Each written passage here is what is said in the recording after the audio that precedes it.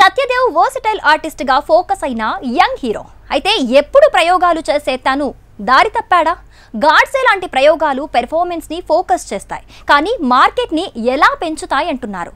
గుర్తుందా శీతాకాలం విషయంలో కూడా సత్యదేవ్ దారెటు అంటున్నారు. ఇంతకీ సత్యదేవ్ స్ట్రాటజీ ఏంటి?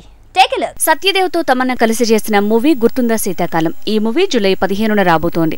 ఎప్పుడూ రావాల్సిన సినిమాని అయినా రిలీజ్ ని వాయిదా వేసుకుంటూ మొత్తానికి వచ్చే నెల 15కి విడుదల కాబోతోంది. గుర్తుందా శీతాకాలం అంటూ వచ్చే నెల, గాడ్సే అంటూ ఈ నెల రెండు విభిన్నమైన జానర్స్ లో షాక్ ఇచ్చే ప్రయత్నం మొదలుపెట్టాడు. కాకపోతే హీరోగా తన దారెటు అన్న ప్రశ్న ఎదురవుతోంది. హీరోగా మంచి పేరొస్తున్న టైంలో తన వాయిస్ బాగుందని సూర్య పాత్రకి డబ్బింగ్ చెప్పించాడు. ఆకాశమే హద్దురాలో సూర్య పాత్రకి తెలుగు డబ్బింగ్ చెప్పింది సత్యదేవే.